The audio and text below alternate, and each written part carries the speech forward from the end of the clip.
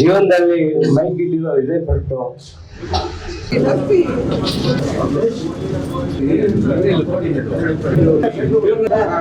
Register ಮಾಡಿ ಅಂತ ಹೇಳಿದೆ.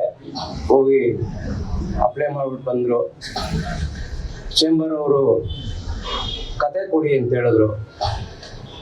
ಕತೆ ಒಂದು ಹಂತಕ್ಕೆ ಆಗಿತ್ತು, ಆದರೆ ಅದು ಸಮಾಧಾನ ಆಗದೆ 3 ವರ್ಷ ಆಯಿತು ರಿಜಿಸ್ಟರ್ ಆಗಿ. ಈ ಪುನೀತ್ ನಿವಾಸ ಕತೆ ಬರೋವರೆಗೂ ನಾನು ಸಿನಿಮಾ ಮಾಡಲ್ಲ. 3 ಆಗ್ಬೋದು, 6 ವರ್ಷ ಆಗ್ಬೋದು, 10 ವರ್ಷ ಆಗ್ಬೋದು. ಈ ಪುನೀತ್ ನಿವಾಸಗೆ ಒಂದು ಕತೆ ನಿರ್ಮಾಣ ಆದರೆ ಮಾತ್ರನೇ ನಾನು ಈ ಸಿನಿಮಾ ಮಾಡ್ತೀನಿ ಅಂತ ನಾನು ಭಗವಂತನ ಹತ್ರ ನಾನು ಕೇಳ್ಕೊಂಡೆ. ಅದು ಇವತ್ತು ಆ ಭಗವಂತ ಕತೆ ಕೊಟ್ಟಿದ್ದಾನೆ.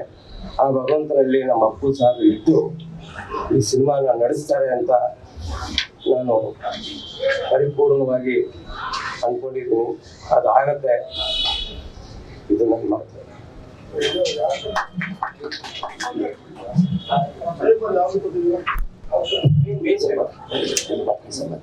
ಎಲ್ರಿಗೂ ನಮಸ್ಕಾರ.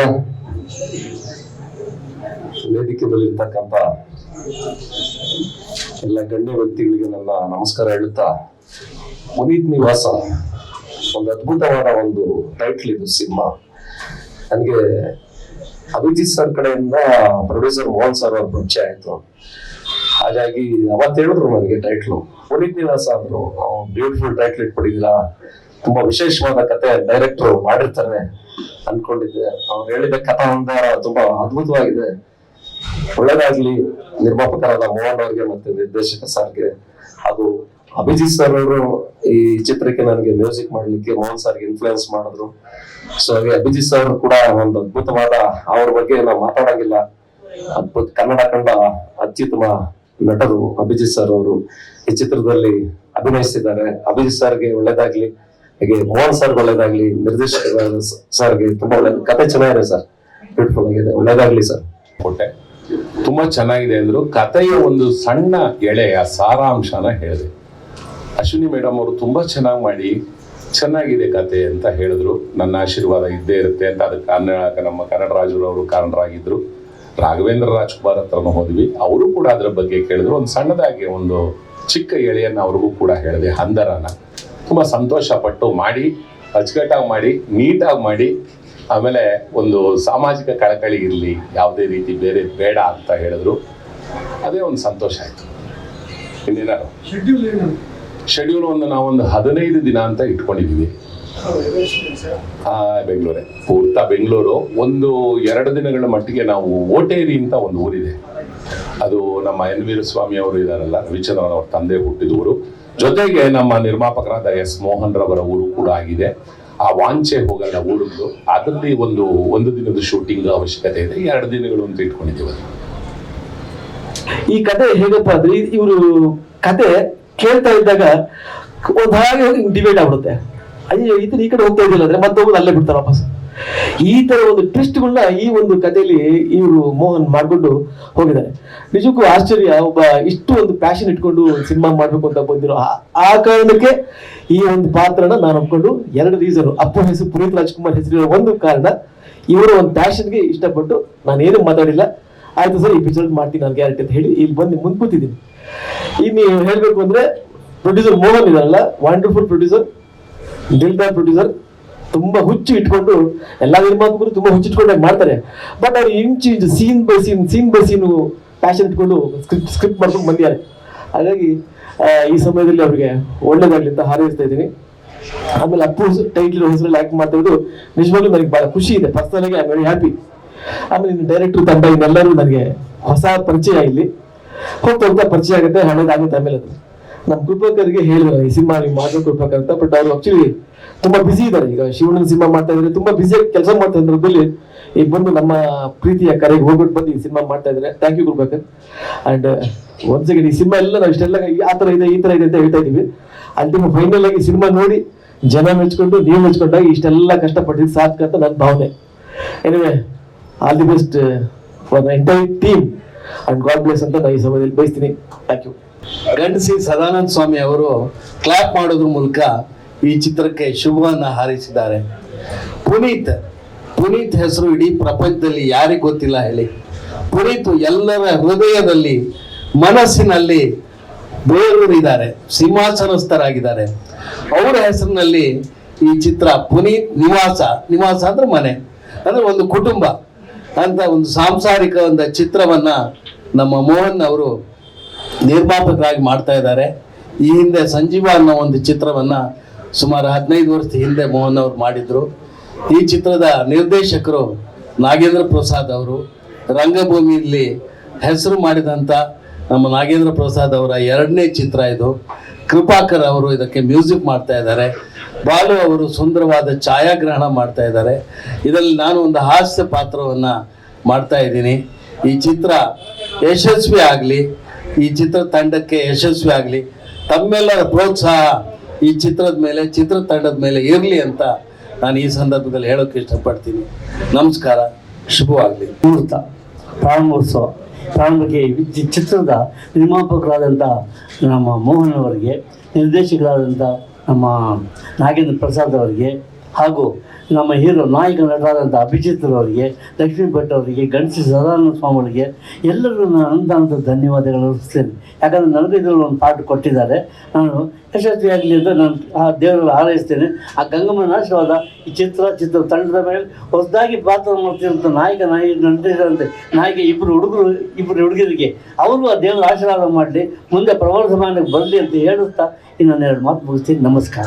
ಮಹಾನ್ ಗಣ್ಯರೇ ಹಾಗೂ ನಮ್ಮ ಮುಂದೆ ನಿಂತಿರ್ತಕ್ಕಂತಹ ಮಾಲೆಯ ಆಕಾರವಾಗಿ ನಿಂತಿರ್ತಕ್ಕಂತಹ ವಾಹಿನಿಯವರಿಗೆ ಹಾಗೂ ಕಲಾ ಪೋಷಕರಿಗೆ, ಕಲಾ ಪ್ರೇಮಿಗಳಿಗೆ, ಕಲಾವಿದರಿಗೆ ಎಲ್ಲರಿಗೂ ಶುಭಾಶಯ, ಯುಗಾದಿಯ ಶುಭಾಶಯವನ್ನು ಕೋರ್ತಾ 25ನೇ ವರ್ಷಕ್ಕೆ ನಾವು ಹೆಜ್ಜೆ ಇಡ್ತಾ ಇದ್ದೀವಿ. 25ಕ್ಕೂ ನಮ್ಮ ಶ್ರೀ ಪುನೀತ್ ರಾಜ್ಕುಮಾರ್ ಅವರು ನಮ್ಮೊಂದಿಗೆ ಪ್ರಯಾಣಿಸ್ತಾ ಇದ್ದಾರೆ ನೋಡ್ರಿ. ಅವ್ರನ್ನ ಯಾರು ಬಿಡ್ತಾ ಇಲ್ಲ. ಅವರು ಸಣ್ಣ ವಯಸ್ಸಿನಲ್ಲೂ ಬಹಳ ಎತ್ತರಕ್ಕೆ ಮಿನುಗಿದಂತಹ ಒಬ್ರು ಕಲಾವಿದರು. ಅದೇ ರೀತಿ ನಮ್ಮಿಂದ ದೂರ ಆದ್ರೂ ಆಕಾಶದಲ್ಲಿ ನಕ್ಷತ್ರದಂತೆ ಮಿನುಗ್ತಾ ಇರ್ತಕ್ಕಂತಹ ಒಬ್ಬ ಚಿರಂಜೀವಿ ಅಂತಲೇ ಹೇಳಬಹುದು. ನಾನು ಅವರ ಒಂದು ತಂಡದಲ್ಲಿ, ಅವರ ಒಂದು ಪ್ರೊಡಕ್ಷನ್ ಅಲ್ಲಿ ನಾನು ಮತ್ತೆ ಇಲ್ಲಿ ನನ್ನ ಪಕ್ಕನೇ ಇದ್ದಾರೆ ಹೀರೋ ಅಭಿಜಿತ್ ಅವರೊಂದಿಗೆ ಒಂದು ಚಿತ್ರ ಒಂದು ಹೀರೋಯಿನ್ ಆಗಿ ನಮಗೊಂದು ಅವಕಾಶ ಕೊಟ್ಟಿದ್ರು. ನಾವು ಅಭಿನಯಿಸಿದ್ವಿ. ಇವತ್ತು ಭೂಮಿ ಸುತ್ತುತ್ತಾ ಇದೆ ಅನ್ನೋದಕ್ಕೆ ಇದೇ ಒಂದು ಕಾರಣ. ದೇವ್ರು ನನ್ನನ್ನು ಇವತ್ತಿನವರೆಗೂ ಉಸಿರು ಕೊಟ್ಟಿದ್ದಾರೆ ಅಂದ್ರೆ ಇದಕ್ಕೆ ಇರಬೇಕು. ಮತ್ತೆ ನಮ್ಮ ಹೀರೋಯೊಂದಿಗೆ ಅವರೊಂದಿಗೆ ಸೇರಿ ಒಂದು ಸಿನಿಮಾ ಮಾಡುವಂತ ಯೋಗ ನನಗೆ ದೇವರು ಕರುಣಿಸಿದ್ದಾರೆ. ಹಾಗೂ ನಿಮ್ಮೆಲ್ಲರ ಸಹಕಾರದಿಂದ ಇವತ್ತು ಆ ಒಂದು ವೇದಿಕೆಯನ್ನ ನಾನು ಅಲಂಕರಿಸಿದ್ದೀನಿ. ನಾನು ಈ ಸಿನಿಮಾದಲ್ಲಿ ಮಾಡಬೇಕು ಅಂತ ಅಂದ್ಕೊಂಡಿದ್ದು ನನ್ನ ಅಣ್ಣ ನಾಗೇಂದ್ರ ಪ್ರಸಾದ್. ಆಮೇಲೆ ಕೇಳಿದೆ ಈ ಚಿತ್ರದಲ್ಲಿ ಯಾರ್ಯಾರು ಮಾಡ್ತಿದ್ದಾರೆ ಅಂತ ಕೇಳೋದಕ್ಕೆ ಅವ್ರು ಹೇಳಿದ್ರು ಅಭಿಜಿತ್ ಅವರು, ಲಕ್ಷ್ಮೀ ಭಟ್, ಮತ್ತು ಹೊಸ ಹುಡುಗರು ಎಲ್ಲ ಹೀರೋಯಿನ್ಸ್ ಎಲ್ಲ ಮಾಡ್ತಿದ್ದಾರೆ. ಆಮೇಲೆ ಮ್ಯೂಸಿಕ್ ಬಂದು ಕೃಪಾರವರು ಅಂತ ಹೇಳಿದ್ರು. ನಮಗೆ ತುಂಬ ಸಂತೋಷ ಆಯಿತು. ಎಲ್ಲದಕ್ಕಿಂತ ಹೆಚ್ಚಾಗಿ ನಮ್ಮ ನಿರ್ಮಾಪಕರು, ಅನ್ನದಾತರು, ಅವರು ನಮಗೆ ಇಲ್ಲಿ ಅವಕಾಶ ಮಾಡಿಕೊಟ್ಟಿದ್ದು ಅವರಿಗೆ ನನ್ನ ಹೃದಯಪೂರ್ವಕವಾಗಿ ಅಭಿನಂದನೆಗಳನ್ನು ತಿಳಿಸ್ತಾ ಇದ್ದೀನಿ. ನಾನು ಅಭಿಜಿತ್ ಅವ್ರ ಜೊತೆಲಿ ಸುಮಾರು ಒಂದು 4-5 ಸಿನಿಮಾಗಳು ಮಾಡಿದ್ದೀನಿ. ಅವ್ರ ಜೊತೆಲಿ ಪಾತ್ರ ಮಾಡಿದ್ದು ಅವ್ರು ಹೀರೋಯಿನ್ ಆಗಲ್ಲ, ಅವರ ತಾಯಿಯಾಗಿ, ಅವ್ರ ಅತ್ತೆಯಾಗಿ, ಅವ್ರ ಅಕ್ಕನಾಗಿ ಮಾಡಿದ್ದು. ಅವ್ರ ಜೊತೆಲೇ ಇರ್ತಿದ್ವಿ ಇಡೀ ಸಿನಿಮಾ ಮುಗಿಯೋವರೆಗೂ. ಇವತ್ತಿಗೂ ಅವ್ರ ಜೊತೆ ಅದೇ ಅಭಿಮಾನ ಇದೆ ನನಗೆ. ಹಾಗೆ ನನ್ನ ತಮ್ಮ ಗಣಸಿ ಸದಾನಂದ ಸ್ವಾಮಿ ಅವರು ಯಾವುದೇ ಕಾರ್ಯಕ್ರಮ ಆಗಲಿ, ಏನೇ ಆಗಲಿ, ಅವರು ನನ್ನನ್ನು ಸದಾಕಾಲ ಎಲ್ಲದರಲ್ಲೂ ನನಗೆ ಕರೀತಾರೆ. ನನಗೆ ಅಂತ ಒಂದು ವೇದಿಕೆಯನ್ನು ಕಲ್ಪಿಸ್ಕೊಡ್ತಾರೆ. ನಾನು ಅವ್ರಿಗೆ ಚಿರಋಣಿಯಾಗಿರ್ತೀನಿ. ಈ 2 ಮಾತುಗಳನ್ನ ಅದು ನಮ್ಮ ಶಂಕರ್ ಭಟ್ರು ಇದ್ದಾರಲ್ಲ, ಶಂಕರ್ ಭಟ್ಟು ನಮ್ಮ ಕೊರೋನಾ ಟೈಮಲ್ಲಿ ನಮ್ಮಂಥ ಕಲಾವಿದರಿಗೆ ತುಂಬ ಸಹಾಯ ಮಾಡಿದ್ದಾರೆ. ಅವ್ರಿಗೂ ಸಹ ನಮ್ಮ ಕಲಾವಿದರ ಪರವಾಗಿ ನಾವು ಅವರಿಗೆ ಧನ್ಯವಾದಗಳನ್ನ ತಿಳಿಸ್ತಾ ಇದ್ದೀನಿ. ನನ್ನ ಈ 2 ಮಾತು ಮಾತಾಡಿ ನಿಮ್ಮೆಲ್ರಿಗೂ ಅದು ಹೆಚ್ಚಿಗೆ ಹೇಳಬೇಕು ಅಂದರೆ ನಮ್ಮ ಮೀಡಿಯಾದವರು ನೀವೆಲ್ಲರೂ ನಮ್ಮನ್ನು ಆಶೀರ್ವದಿಸಿ ನಮ್ಮನ್ನು ಬೆಳೆಸ್ತಾ ಇದ್ದೀರಾ. ಅದಕ್ಕೆ ನಾನು ನಿಮ್ಮ ಪಾದಾರವಂದ್ಯಗಳಿಗೆ ಅಭಿನಂದಿಸ್ತಾ ಇದ್ದೀನಿ. ನನ್ನ ಮಾತುಗಳಲ್ಲಿ ತಪ್ಪು ಒಪ್ಪುಗಳಿದೆ, ದಯವಿಟ್ಟು ಕ್ಷಮಿಸಿ. ಅಣ್ಣ, ನನ್ನ ಕ್ಷಮೆಯನ್ನು ತಪ್ಪು ಮಾಡಿದ್ರೆ ಕ್ಷಮಿಸಿ, ಇಲ್ಲ ಅಂದ್ರೆ ಬೈರಿ. ಎಲ್ಲ ಗಣ್ಯ ವ್ಯಕ್ತಿಗಳಿಗೂ ನನ್ನ ಅನಂತ ನಮಸ್ಕಾರಗಳು. ಮುಂದೆ ಪತ್ರಕರ್ತರಾಗಿರುವಂಥ ಅವ್ರಿಗೂ ಒಂದು ವಂದನೆಗಳು. ಮತ್ತು ಈ ಚಿತ್ರಕ್ಕೆ ನಮ್ಮ ನಾಗೇಂದ್ರ ಪ್ರಸಾದ್ ಅವರು ಮತ್ತು ನಮ್ಮ ನಿರ್ಮಾಪಕರು ಬಂದು ಈ ಥರ ಹೇಳಿದ್ರು, ಈ ಥರ ಇದೊಂದು ಮಾಡ್ತಾ ಇದ್ದೀವಿ ಟೈಟ್ಲು ರಾಜುವೇ, ಈ ಟೈಟ್ಲ್ ಬಗ್ಗೆ ಏನು ಇದು ಮಾಡ್ತೀರಂದ್ರು. ನಾನು ಅಶ್ವಿನಿ ಹತ್ರ ಕರ್ಕೊಂಡು ಹೋದೆ. ಅಶ್ವಿನಿ ಮೀಟ್ ಮಾಡಿಸಿ ಆಮೇಲೆ ನಮ್ಮ ಚಿನ್ನಗೌಡರು ಅವ್ರ ಮನೆಗೆ ಕರ್ಕೊಂಡು ಹೋದೆ. ರಾಘವೇಂದ್ರ ರಾಜ್ಕುಮಾರ್ ಮನೆಗೆ ಕರ್ಕೊಂಡು ಹೋದೆ. ಅವರು ಒಪ್ಕೊಂಡ್ರು. ರಾಘವೇಂದ್ರ ರಾಜ್ಕುಮಾರ್ ನೋಡ್ತಿದ್ದಂಗೆ ಒಳ್ಳೆ ಚೆನ್ನಾಗಿ ಹೆಸರಿಟ್ಟಿದ್ರು ಆ ಟೈಟ್ಲು, ತುಂಬಾ ಚೆನ್ನಾಗಿತ್ತು ಟೈಟ್ಲು. ನಾನು ಅಕಸ್ಮಾತ್ ಏನಾದ್ರು ನನಗೆ ಸಂದರ್ಭ ಟೈಮ್ ಬಂದ್ರೆ ನಾನು ಅಲ್ಲಿ ಬರ್ತೀನಿ ಅಂತ ಹೇಳಿದ್ರು. ಅವ್ರ ಮಗದ್ದು ಕಂಟಿನ್ಯೂಸ್ ಶೂಟಿಂಗ್ ನಡೀತಾ ಇದೆ, ಕಾರಣ ಅಂತ ಬರ್ಲಿಲ್ಲ.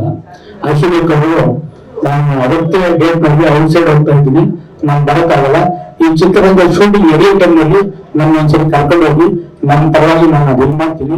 ಪಿಕ್ಚರ್ ಆದಂತ ಕಾಲಕ್ಕೆ ನಮ್ಮನ್ನೆಲ್ಲ ಕುಟುಂಬದವ್ರನ್ನೆಲ್ಲ ಕರೀರಿ, ನಮ್ಮ ರಾಜ್ಯಗಳು ಕರ್ಕೊಂಡ್ ಬರ್ತಾರೆ. ಗ್ಯಾರಂಟಿ ನ್ಯೂಸ್, ಸುದ್ದಿ ಖಚಿತ, ನ್ಯಾಯ ನಿಶ್ಚಿತ.